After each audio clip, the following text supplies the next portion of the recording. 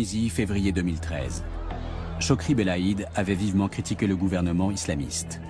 Ses obsèques se muent en manifestation contre l'islam politique financé par l'argent du Qatar. Libye, septembre 2012. Des extrémistes attaquent le consulat américain à Benghazi. L'attentat coûte la vie à 3 membres du personnel et à l'ambassadeur Chris Stevens. C'étaient pourtant les forces aériennes des États-Unis et d'autres pays occidentaux qui avaient arrêté les troupes de Kadhafi devant Benghazi. De courageux citoyens manifestent contre les extrémistes et leur haine. Égypte, printemps 2013. Cérémonie funèbre pour des Coptes assassinés par des musulmans radicaux. Les salafistes et les frères musulmans au pouvoir ameutent l'opinion contre les chrétiens. Les salafistes reçoivent de l'argent d'Arabie Saoudite, les frères musulmans du Qatar. En Syrie, l'ingérence des États du Golfe est encore plus forte. Le Qatar et l'Arabie Saoudite financent l'insurrection sunnite. Ils ne visent pas l'instauration d'une démocratie, mais l'avènement d'une Syrie sunnite et fondamentaliste.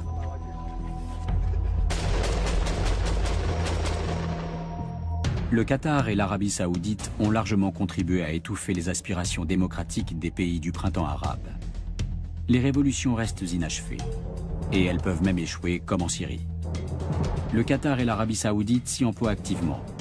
Leur but est de créer un axe de gouvernement prônant un islam radical pour empêcher qu'une étincelle de liberté gagne les monarchies du Golfe.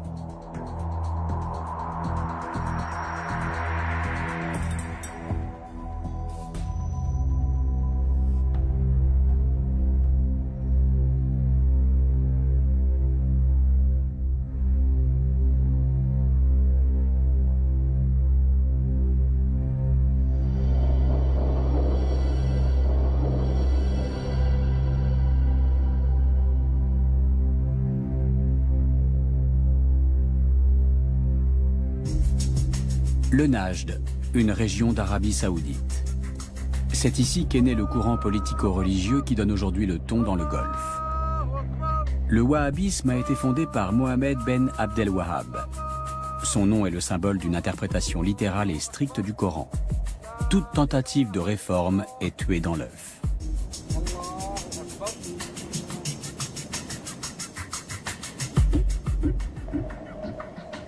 En 1932, Abdelaziz Al-Saoud, associé aux Wahhabites, réunit plusieurs royaumes pour créer l'Arabie Saoudite. Le prix de cette alliance est un lien indissoluble entre religion et politique. Les Wahhabites, ou salafistes, comme on les appelle également, dominent la politique saoudienne intérieure et extérieure.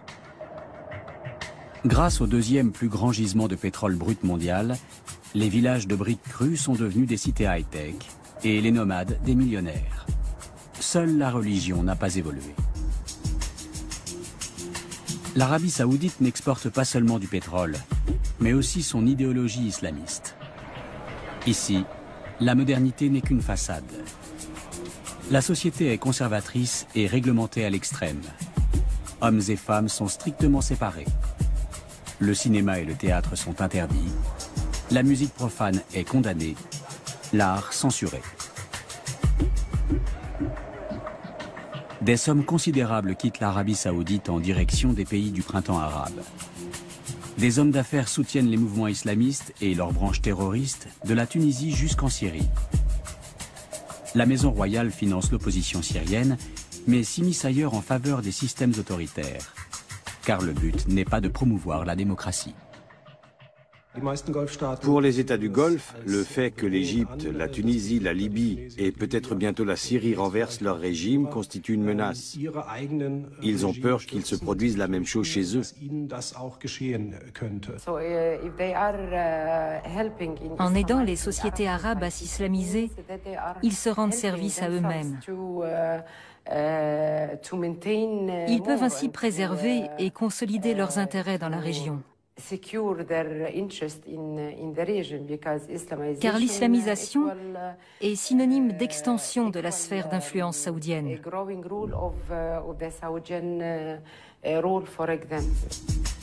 Le Qatar s'immisce lui aussi dans la refonte du monde arabe. La petite péninsule du Golfe Persique fait désormais partie des États les plus influents de la région.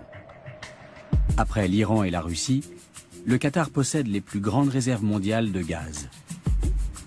80% de ses habitants sont des travailleurs immigrés.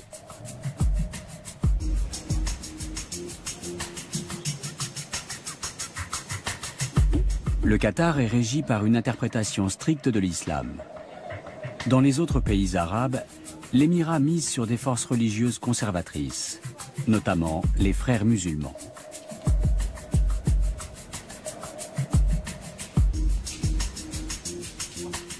Le cheikh Hamad Ben Khalifa Al Thani est le père de l'émir actuel.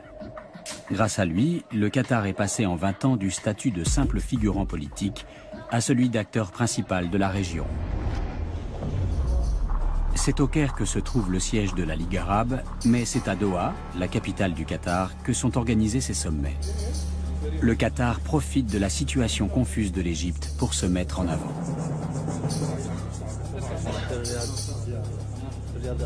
Dans le cas du Qatar, oui, effectivement, on est là encore dans des considérations qui sont probablement plus stratégiques. Les Qataris choisi de soutenir un certain nombre de forces politiques. Les frères musulmans sont la première, il y en a d'autres. Là aussi, parce qu'évidemment, ils considèrent que, là je l'ai dit, ce sont ceux qui vont devenir les vainqueurs et que, évidemment, ça leur donne une influence sur la nouvelle configuration géopolitique qui va émerger.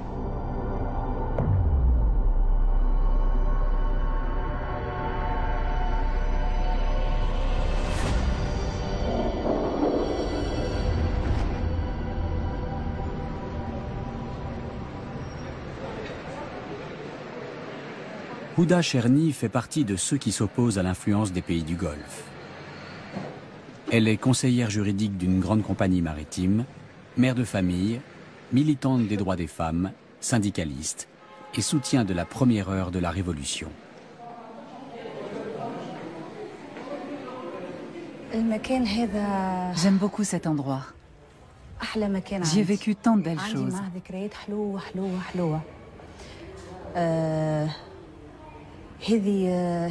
Nous sommes dans les locaux de l'Union générale tunisienne du travail. C'est la plus ancienne organisation syndicale de Tunisie. Dès le début des manifestations et du mouvement contestataire, l'Union générale tunisienne s'est beaucoup investie et a soutenu les manifestants dans toutes les villes tunisiennes qui se sont soulevées. Juin 2013. Derrière ces barbelés se trouve le ministère de l'Intérieur. Le pays est gouverné par le parti Ennahda, la branche tunisienne des frères musulmans. Lors des premières élections libres, Ennahda a remporté le pourcentage le plus élevé de voix, mais pas la majorité absolue. Pourtant, il tente aujourd'hui de transformer toute la Tunisie en une société islamiste conservatrice. Nous avions un grand rêve, celui d'une Tunisie nouvelle, d'une belle Tunisie, d'une Tunisie libre, laïque et démocratique. Malheureusement, le rêve était trop beau et nous avons été vite rattrapés par la réalité. La place centrale de Tunis, rebaptisée place du 14 janvier 2011 après la Révolution. Ici, c'est encore une femme qui orchestre le bal des voitures. Les femmes de Tunisie comptent parmi les plus libres du monde arabe. Mais depuis l'arrivée au pouvoir d'Ennahda, leurs droits sont contestés et elles doivent lutter pour les préserver.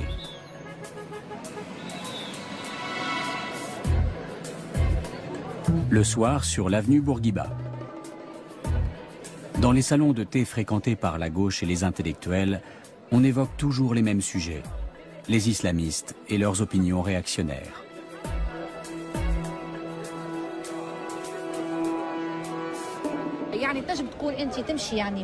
Parfois dans la rue,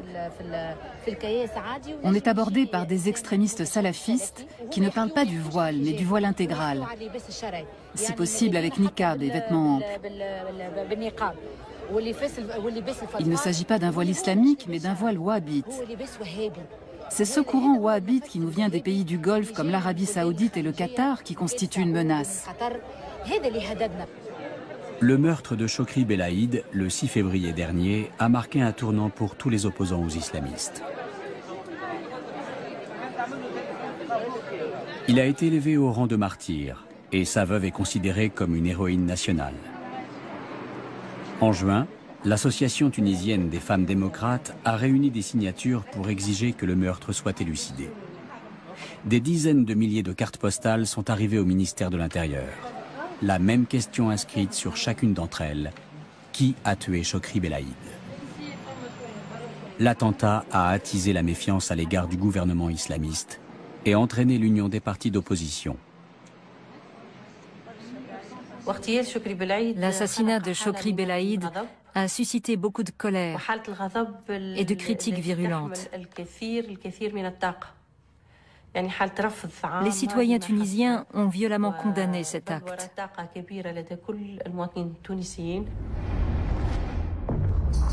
25 juillet 2013. Mohamed Brahmi, un opposant politique, est tué en pleine rue. Dès le lendemain, le ministère de l'Intérieur annonce que l'arme du crime est la même que celle qui a tué Chokri Belaïd. On accuse les salafistes.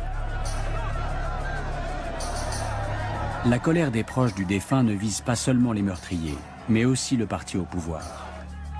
Le jour même, les manifestants se massent devant le ministère de l'Intérieur pour réclamer la chute du système. Depuis ce meurtre, l'opposition tunisienne a repris confiance en elle. Le mouvement des patriotes démocrates de Chokri Belaïd prend officiellement position contre Ennahda et ses appuis du Golfe.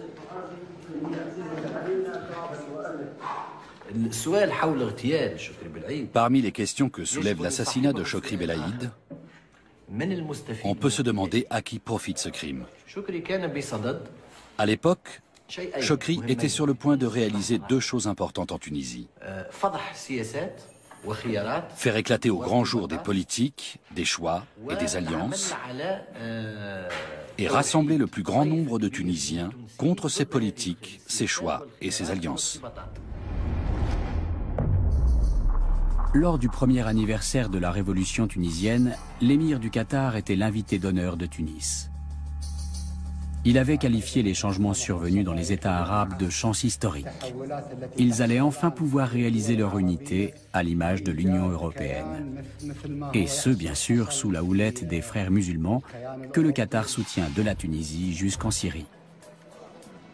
Mais ce mouvement si populaire dans les premiers temps se heurte à la réalité du pouvoir. En Tunisie, les prix grimpent, le tourisme stagne, les investisseurs hésitent.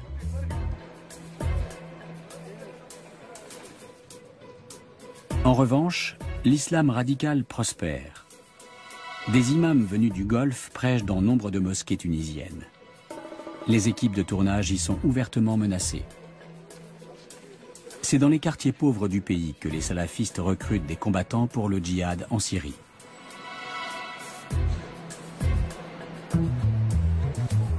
Régulièrement, des gens dont le fils ou le frère est parti se battre en Syrie manifestent devant le ministère des Affaires étrangères. Quelques dizaines de Tunisiens sont enfermés dans les prisons de Damas. Ce n'était pas un extrémiste. Il faisait sa prière, oui. Après le travail, il allait à la mosquée puis rentrait chez lui. Il ne sortait pas ni ne fréquentait les cafés. Il a fait la connaissance sur Internet d'un Libanais dont j'ai oublié le nom. Et depuis, il n'a que le mot djihad à la bouche et il distribue des tracts. Il faudrait que le gouvernement empêche ce genre de choses. Les familles exigent du ministère des Affaires étrangères qu'il négocie le retour de leurs enfants avec le gouvernement de Bachar el-Assad. Ces combattants viennent de quartiers comme celui-ci, où le chômage a encore augmenté depuis la Révolution.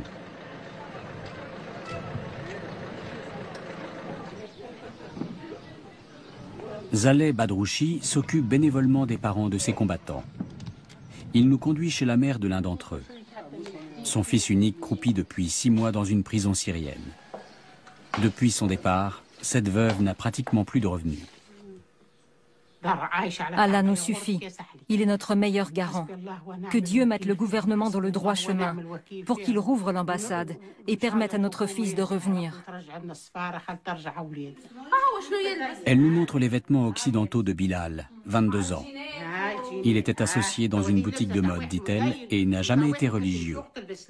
Pour quelle raison est-il parti combattre en Syrie? Sa mère l'ignore.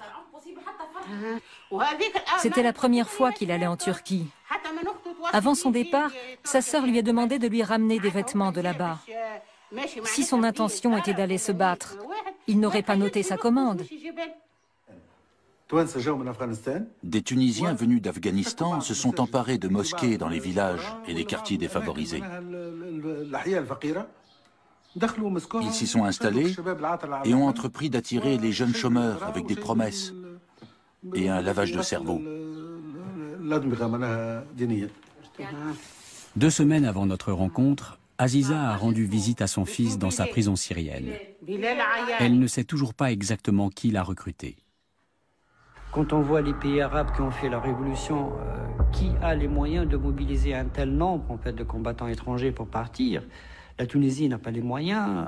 La Libye, elle est tellement occupée avec ses problèmes intérieurs, avec les problèmes d'armes. L'Égypte, qui a d'énormes problèmes, et le Yémen. Donc on ne pense qu'aux pays maintenant qui ont un intérêt à vraiment changer le régime syrien et qui appuient inconditionnellement par les médias et même politiquement de faire partir ces combattants vers la Syrie, de faire la guerre.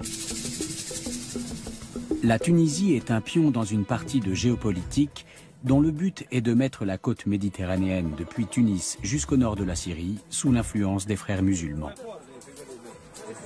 Mais la société tunisienne est l'une des plus ouvertes du monde arabe.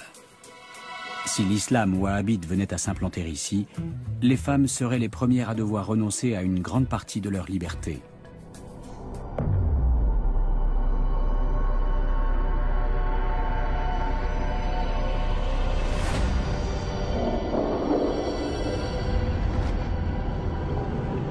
À Benghazi, il n'est pas courant de voir une femme au volant.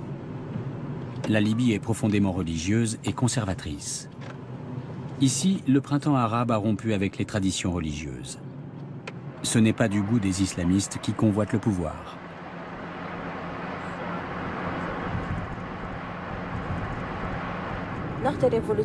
Après la Révolution, il y a eu de grands progrès. Tout d'un coup, les femmes ont pu faire plein de choses. Elles pouvaient travailler, étudier, sortir, conduire une voiture. Nousiba a passé une partie de sa jeunesse en Suisse. Elle est revenue s'installer en Libye en 2008. Non seulement les femmes conduisent, mais elles ont pris des habitudes qui ne plaisent pas aux islamistes.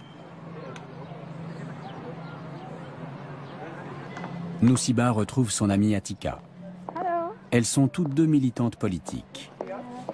Elles se battent pour l'égalité des droits entre hommes et femmes et scrutent les activités des islamistes. Pour elles, la majorité des Libyens n'est pas réceptive à un islam politique radical. Le peuple libyen est très croyant. Il n'a pas envie qu'on vienne lui dire ce qu'il a le droit de faire ou non selon le Coran. Parce que les Libyens sont tous de bons musulmans et ils connaissent bien le Coran.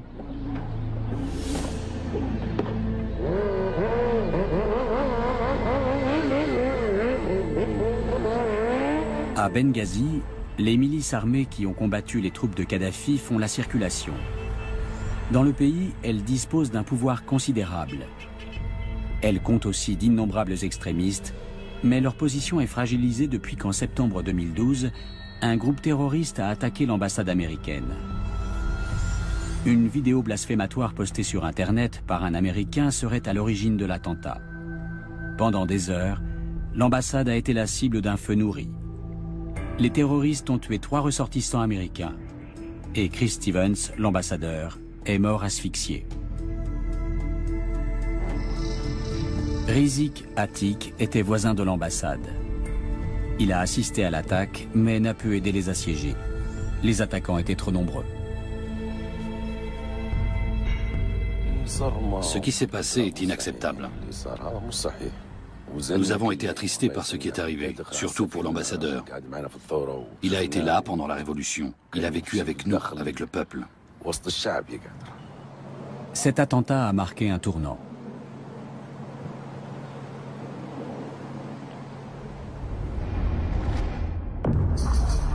De nombreux citoyens libyens ont défilé dans les rues contre ces terroristes islamistes qui étouffent par les armes la liberté et la tolérance.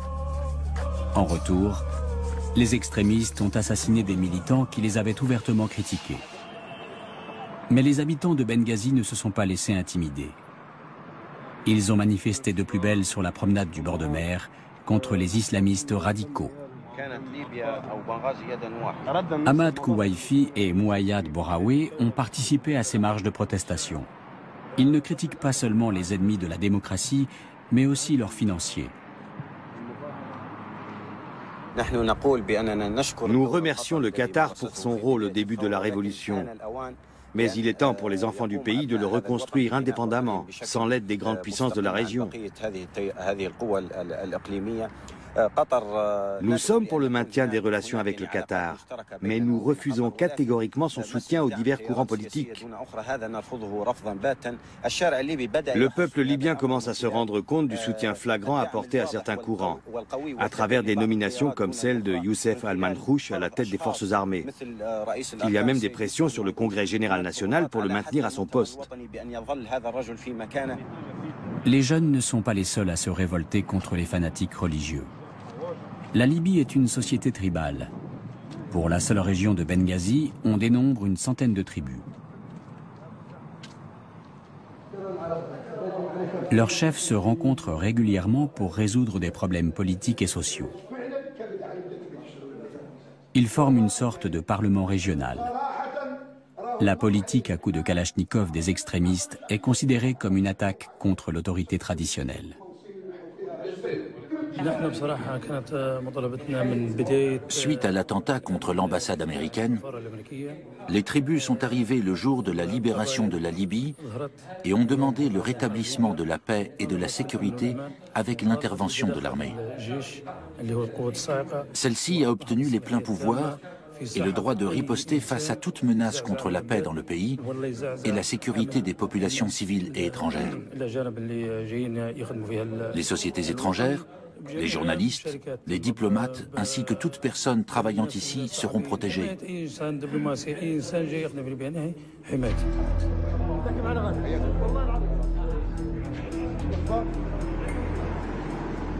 Souleyman Al-Qahtani se rend chez un ami à Benghazi. La Libye est encore loin d'être un état de droit. La police et les institutions centrales, comme les pouvoirs législatifs, exécutifs et judiciaires, sont encore en devenir. Et l'armée est désorganisée.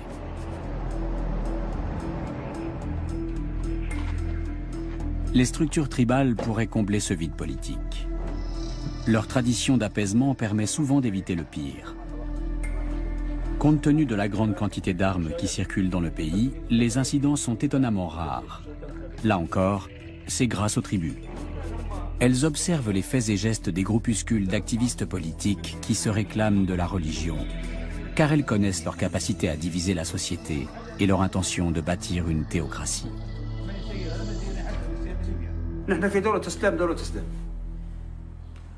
Nous sommes dans un pays musulman, mais nous ne voulons pas d'un État islamique.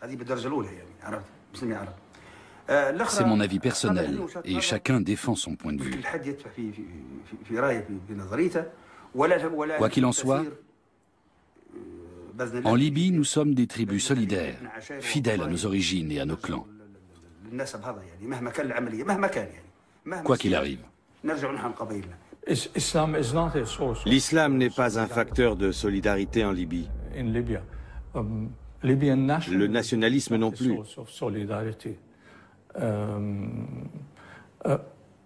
C'est l'appartenance à une tribu qui est un facteur de solidarité.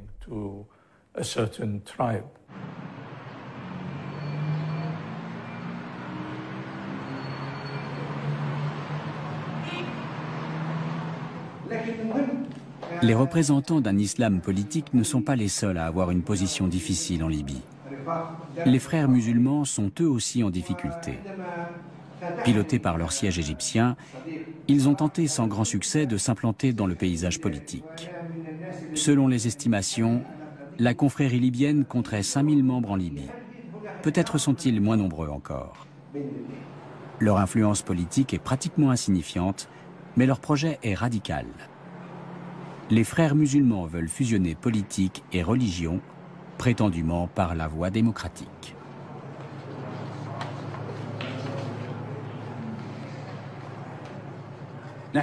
Pour nous, musulmans, la charia régit nos vies. C'est un mode de vie. Dans une société musulmane, les lois ne doivent donc pas aller à son encontre. Nous laissons le choix au peuple. Nous nous sommes prêtés au vote démocratique. Ainsi, c'est le peuple, à travers l'élection des membres du Parlement et des dirigeants, qui définit la ligne de conduite. Le Qatar et l'Arabie saoudite tentent ici aussi d'aiguiller le printemps arabe. Pour l'instant, sans succès. Car les Libyens disposent eux-mêmes de vastes gisements de pétrole et ne sont pas dépendants de l'argent des pays du Golfe. La Libye produit 500 000 barils par jour. Un chiffre énorme pour une population de 6 millions d'habitants.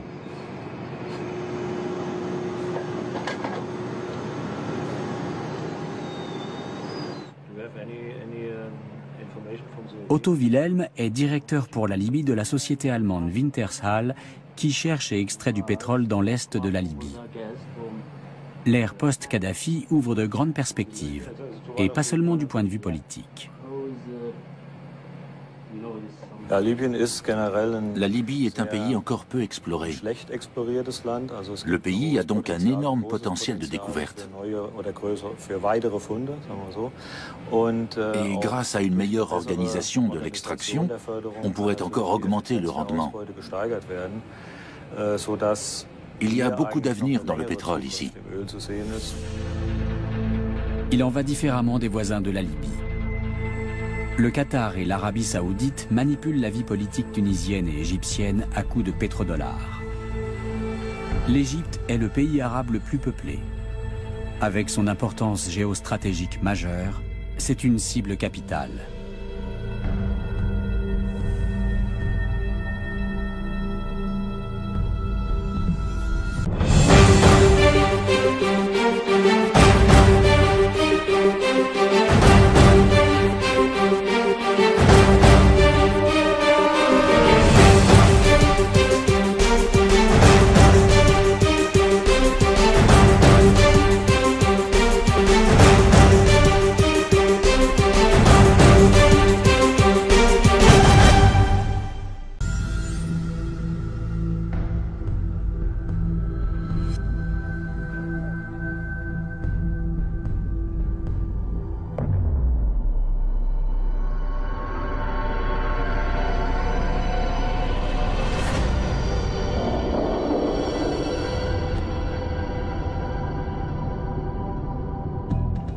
Pauvre en pétrole, l'Égypte est dépendante de l'argent de l'étranger. Les Qataris ont massivement investi sur le Nil. D'innombrables bâtiments ont fleuri grâce à l'argent des riches États du Golfe, générant quantité de nouveaux emplois. Début 2013, l'émir du Qatar a accordé un crédit de 18 milliards de dollars à l'Égypte. Une somme colossale. Mais ce n'est pas par philanthropie. L'objectif est d'aider leurs alliés, les frères musulmans, et leur politique. Les chrétiens souffrent de la situation. Printemps 2013. Une cérémonie funèbre au Caire. Une fois de plus, des membres de la communauté copte ont été tués lors de violences antichrétiennes. Le deuil fait place à la colère. Les funérailles virent à la manifestation politique pour les droits des coptes. Environ 10% des Égyptiens sont chrétiens. Beaucoup d'entre eux craignent d'être mis sur la touche politiquement et socialement par le gouvernement des frères musulmans. Cette peur est légitime.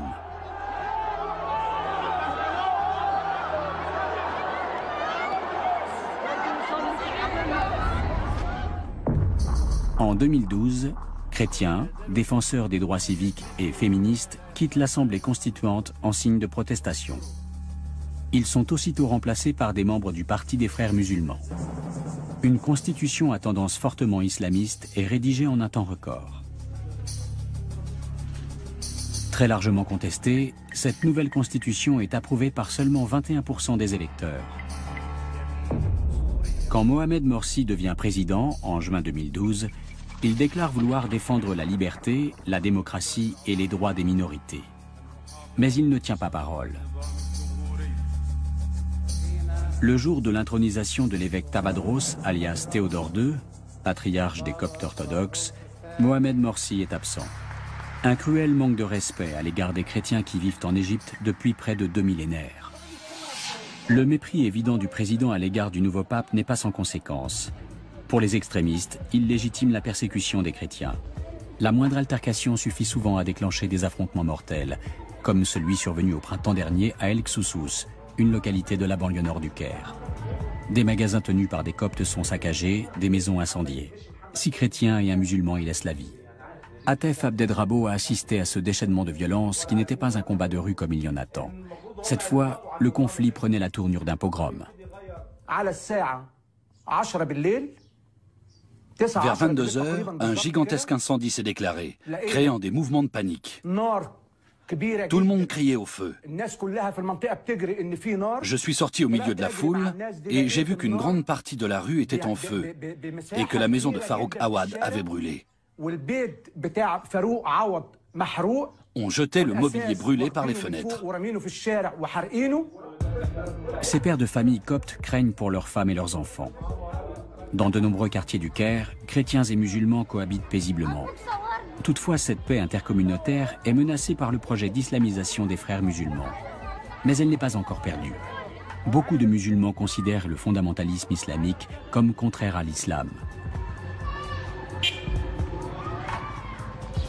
Ce qui me fait peur, c'est qu'on a toujours vécu ensemble, chrétiens et musulmans. Nous n'avions jamais connu ça. Nous avons la chance en Égypte d'avoir une nation composée de 2 religions, chrétienne et musulmane. Nous avons toujours partagé nos repas et nos sorties. Tout ce qui nous différencie, c'est ce que Dieu nous interdit. C'est la seule différence. Aujourd'hui, vous avez les frères musulmans et les politiques qui se disputent le pouvoir. Et pendant ce temps, le peuple meurt de faim. On va finir par s'entretuer.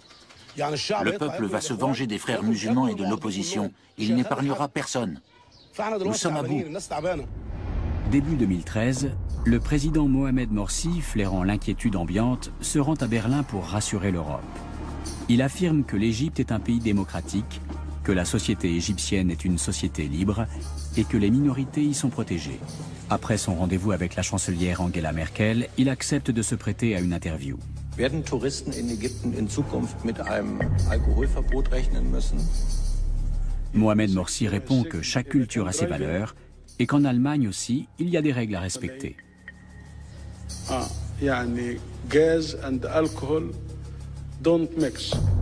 Traduction, pas d'alcool au volant. Le président égyptien compare l'interdiction religieuse à une règle de sécurité routière. Le public berlinois reste bouche bée, puis décide tout de même d'applaudir poliment. En Égypte, on ne se gêne pas pour tourner les propos de Mohamed Morsi en dérision. Ses apparitions télévisées alimentent la satire. Bassem Youssef s'en donne à cœur joie dans son émission.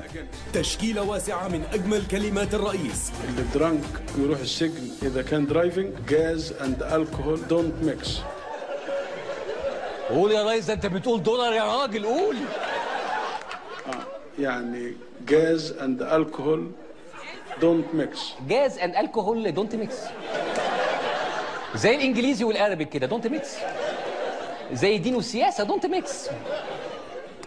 هي دي النصائح المهمه في حياه الشعوب. Du sublime au ridicule, il n'y a qu'un pas. Pour les membres du parti des frères musulmans, ce que fait Bassem Youssef est un crime de lèse-majesté. Or, la satire ne naît jamais que de la réalité. Lorsqu'il reçoit le titre de docteur honoris causa d'une université pakistanaise, le président arbore un costume pompeux qui peut facilement devenir grotesque.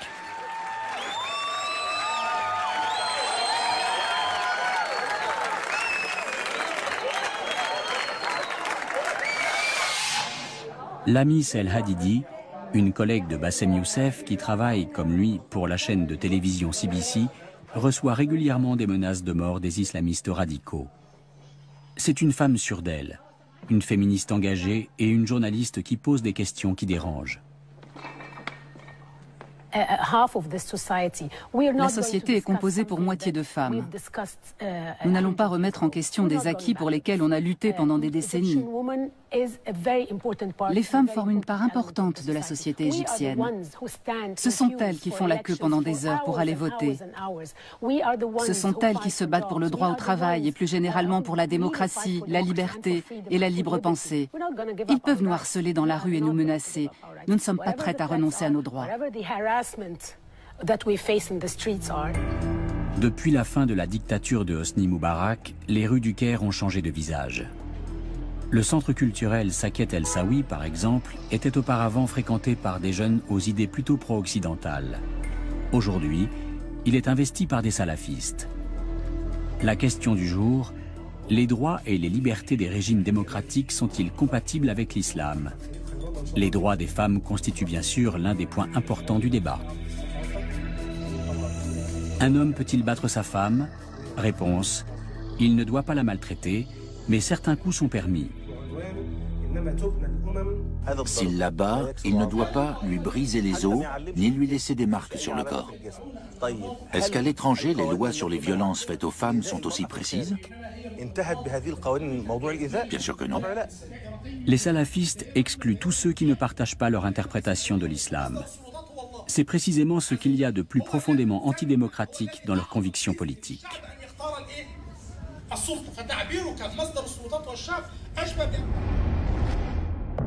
Le président Mohamed Morsi ne se démarque pas clairement des salafistes.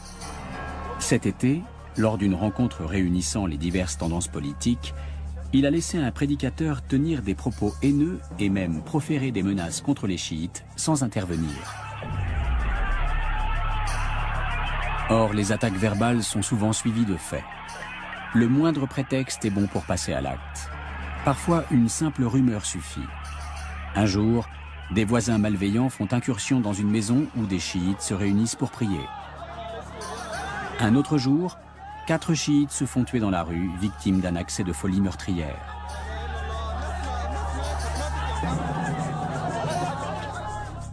À la mi-juin, Mohamed Morsi nomme Adel Al-Ksayat gouverneur de Luxor. Il s'agit d'un membre de la formation islamiste Jama'a Islamaya, celle-là même qui a perpétré l'attentat terroriste de 1997 à Luxor, dans lequel 58 touristes ont perdu la vie. Face à la pression internationale, le nouveau gouverneur est vite contraint à quitter son poste.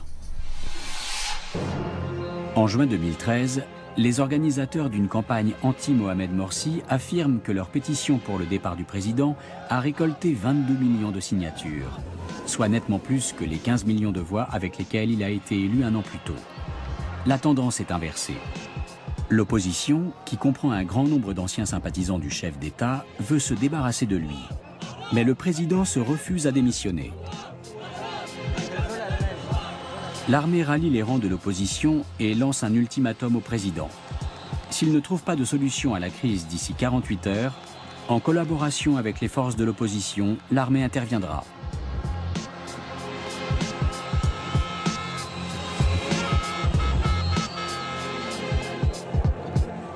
Mais Mohamed Morsi persiste et signe. Il a été élu et est donc le chef d'État légitime. Il se fait même menaçant. Mais aussi arrogant soit-il, ses propositions sont insuffisantes. Ils n'ont rien à proposer. Ils ne gèrent rien. Ils sont incapables d'avoir une vision globale puisqu'ils refusent de collaborer avec qui que ce soit.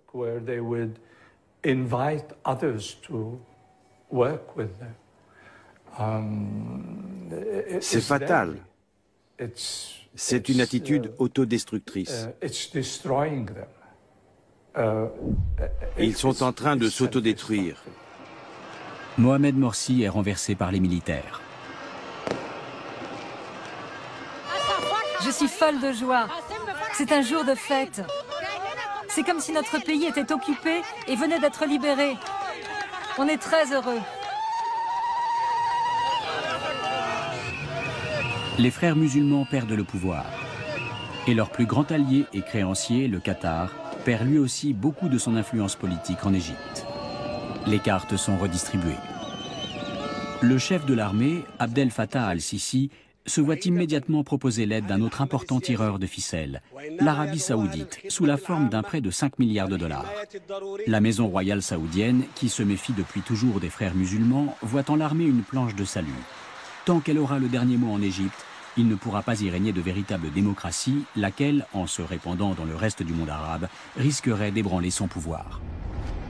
Amère déconfiture pour les frères musulmans. Fondée en 1928, l'association doit attendre 84 ans pour remporter les premières élections présidentielles libres de 2012 et se faire voler sa victoire un an plus tard. C'est la plus grande défaite de l'histoire de la confrérie. Et donc ils vont entrer dans une sorte de paranoïa en disant finalement on est entouré d'ennemis qui tous n'ont qu'un objectif, c'est de restaurer le régime de Moubarak, on ne peut faire confiance qu'à nous-mêmes et donc on se referme sur le groupe, on se referme un peu comme une sorte de forteresse assiégée finalement. Et ce qui est très étonnant, c'est que cette rhétorique, on pourrait penser qu'elle est simplement une rhétorique de justification. Les fidèles de Mohamed Morsi ont maintenant l'armée et la plus grosse partie de la population contre eux. La situation politique la plus défavorable qu'on puisse imaginer. La confrérie traverse une formidable crise, au point que ses membres en arrivent à craindre pour sa survie.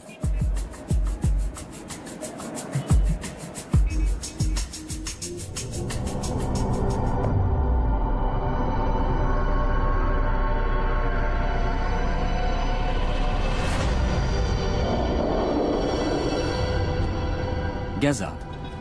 Il n'y a guère de ville au monde où autant de personnes sont concentrées dans un espace aussi restreint. Depuis 2007, le Hamas règne ici en maître. C'est à cause de l'islamisme forcené de cette branche palestinienne des frères musulmans que la bande de Gaza fait l'objet d'un blocus international. Elle ne peut plus exporter, et ne pouvant apporter que de façon extrêmement limitée, elle fait venir la plupart des marchandises d'Égypte par des tunnels de contrebande. Les camps de réfugiés n'ont toujours pas disparu de Gaza. C'est dans des quartiers surpeuplés comme celui-ci que s'entassent tous ceux qui ont fui des lieux aujourd'hui situés sur le territoire d'Israël. Le chômage sévit encore plus ici que dans les villes. Les 1,7 million d'habitants de la bande de Gaza ne survivent que grâce aux aides de la communauté internationale.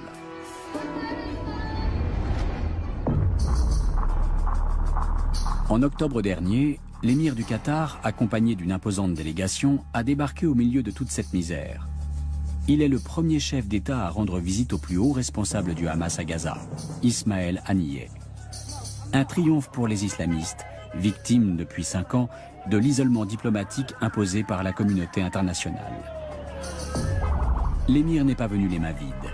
Le Qatar veut investir plus de 400 millions de dollars à Gaza pour construire des infrastructures, des logements et un hôpital spécialisé dans les prothèses.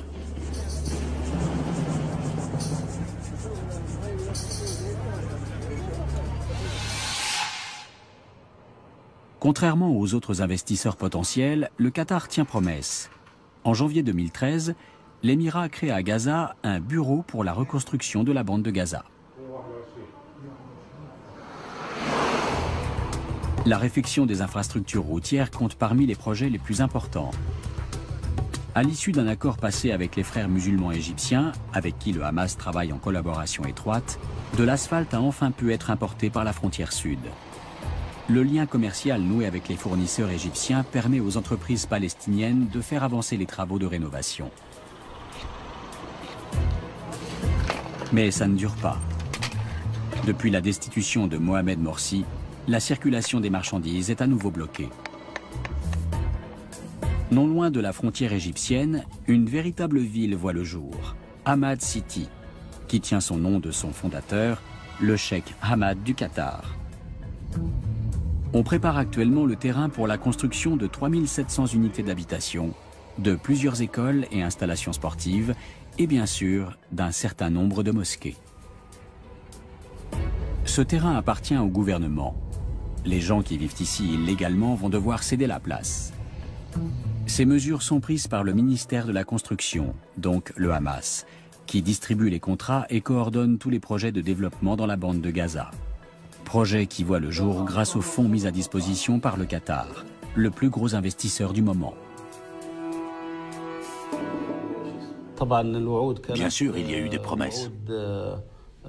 Mais pour le moment, rien n'a été annoncé. L'importation des matériaux de construction n'est toujours pas autorisée.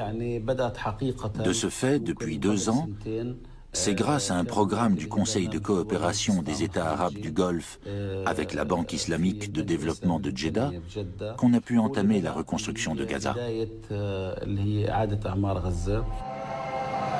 Mais l'argent du Golfe ne coule jamais à flot sans véhiculer avec lui une bonne dose d'idéologie. Les barbes hirsutes à la mode islamiste sont en vogue à Gaza. Aux grandes dames des barbiers, de moins en moins d'hommes se font raser.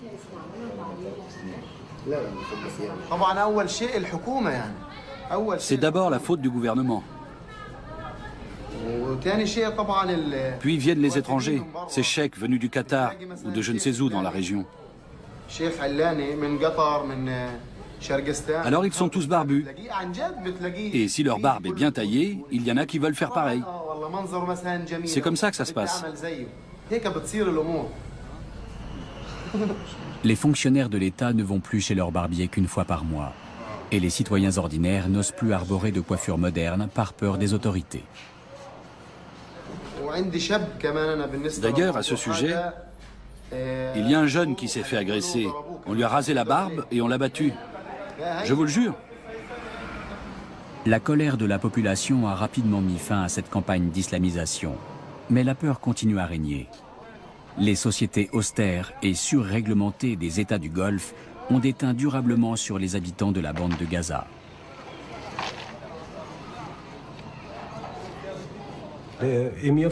L'émir du Qatar est très conséquent dans son soutien aux frères musulmans. En Palestine, ils sont représentés par le Hamas, l'aile locale de la confrérie. Et à travers sa visite officielle à Gaza et l'appui financier qu'il leur accorde, l'émir a montré très clairement que ce sont eux qu'il soutient en Palestine. Par conséquent, ce sont les frères musulmans et donc le Hamas qui auront le pouvoir ces prochaines années.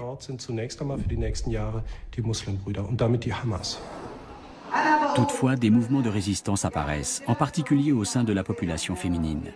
Où en sont les femmes après les printemps arabes? Tel est le thème de cette conférence tenue à Gaza en juin dernier. Les intervenantes, tunisiennes, égyptiennes et yéménites, reprochent aux islamistes d'adopter une attitude discriminante envers les femmes avec l'appui des pétromonarchies. Dans les projets de développement, il y a une ingérence de la part des pays du Golfe, que ce soit le Qatar, les Émirats arabes unis ou le Koweït, à travers des associations islamiques qui investissent en Palestine, et en particulier dans la bande de Gaza, dans l'intérêt du pouvoir en place. Ainsi, le pouvoir sera sous l'influence de leur idéologie et de leurs convictions, dont fait partie la question des droits des femmes.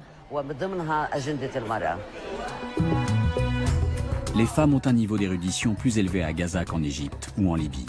Mais ici, elles sont victimes d'un double enfermement, car elles vivent à la fois au sein d'une société très conservatrice et dans un territoire étroitement replié sur lui-même. En fournissant au Hamas des aides au développement dont Gaza a un besoin urgent, le Qatar se fait un allié supplémentaire qui vient renforcer l'influence géopolitique des puissances sunnites du Golfe aux dépens de leurs rivales chiites, Téhéran et Damas.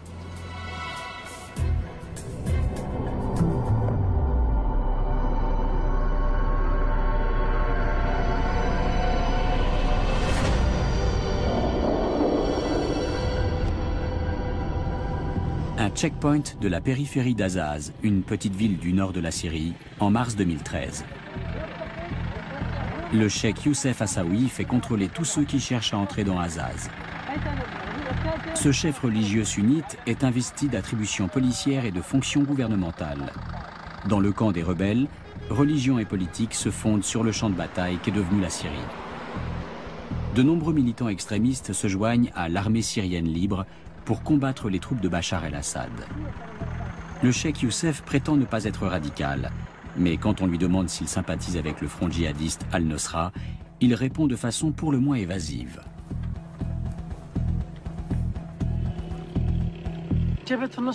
Le front Al-Nosra est formé essentiellement de civils. Il existe une véritable coordination entre le front Al-Nosra et les autres brigades. Nous œuvrons ensemble. Par contre, c'est nous qui avons le pouvoir décisionnaire. La sécurité civile, c'est nous aussi.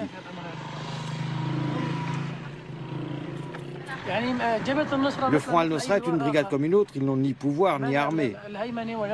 Mais si nous avons besoin de soutien, ils seront présents à l'appel.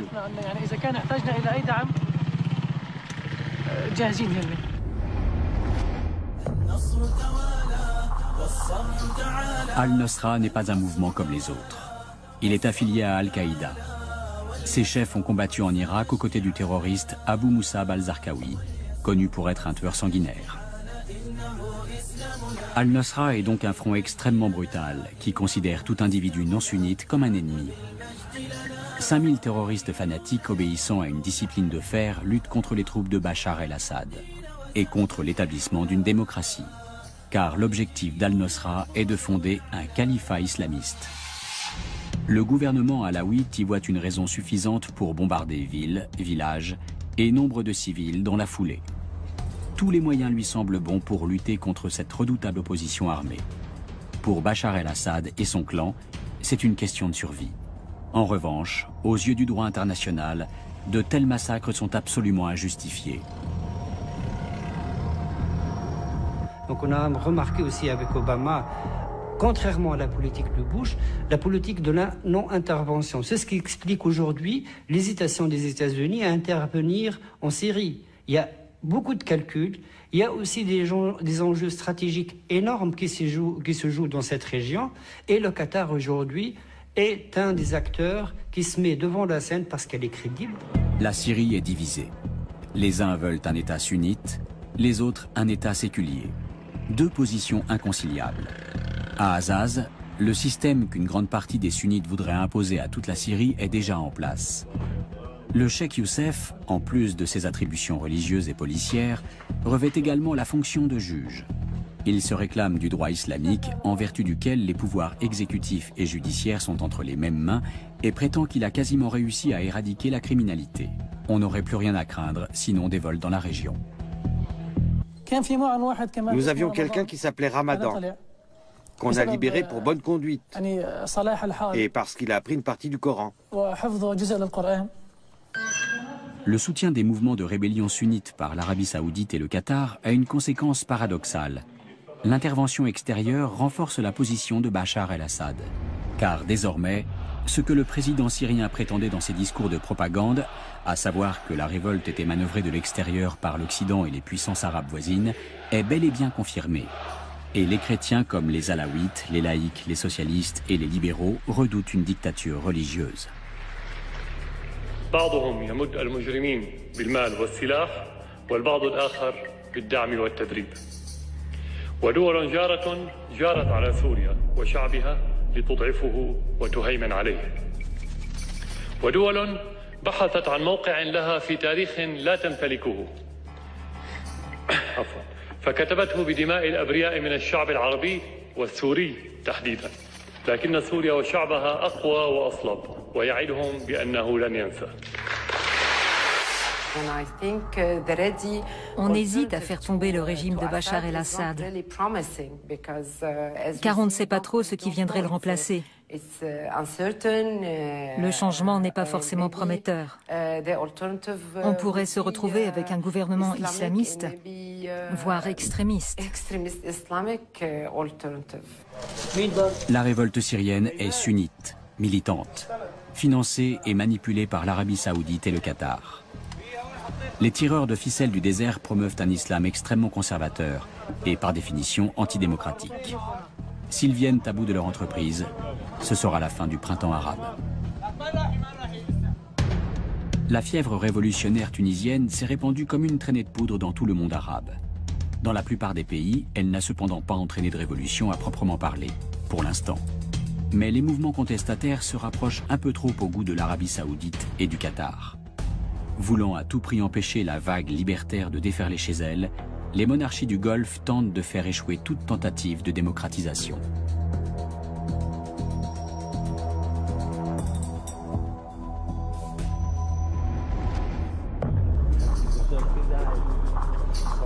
En juin 2013, l'émir du Qatar transmet les rênes du pouvoir à son fils. Il est temps qu'une nouvelle génération prenne les choses en main, annonce-t-il dans son discours d'adieu.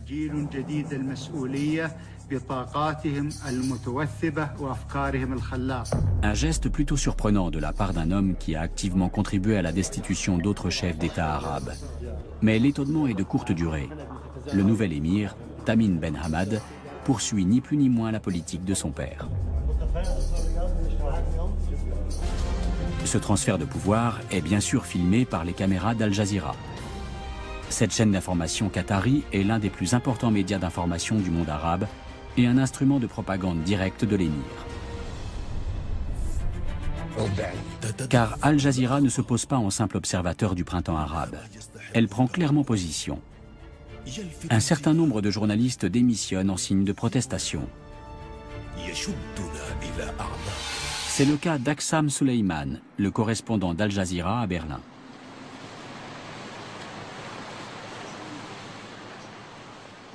Al Jazeera n'était pas du côté du peuple. Elle a traîné dans la boue les fondements même du journalisme, soi-disant pour le bien des révolutions. Aujourd'hui, on sait qu'en fait, elle agissait en faveur de certains groupes au sein de ces mouvements, à savoir les islamistes. Pour Aksam Suleiman, l'attitude d'Al Jazeera vis-à-vis du printemps arabe a fait perdre sa crédibilité à la chaîne et à son principal créancier, le Qatar. Si l'émirat soutient les mouvements révolutionnaires arabes, c'est pour mieux renforcer sa propre position géopolitique. Et s'il a misé jusque-là sur les frères musulmans, c'est parce qu'ils étaient partout les grands gagnants. Il est clair que les frères musulmans sont les grands profiteurs de la révolution de 2011. Mais ce qu'on ne sait pas, c'est s'ils seront à la hauteur des défis que ces pays vont devoir relever. La stratégie qui consiste à miser sur les frères musulmans est donc assez incertaine. Je pourrais poser la question inverse. Si par exemple le printemps arabe avait amené des forces libérales au pouvoir, est-ce que les monarchies du Golfe les auraient soutenues de la même façon? Bien sûr que non.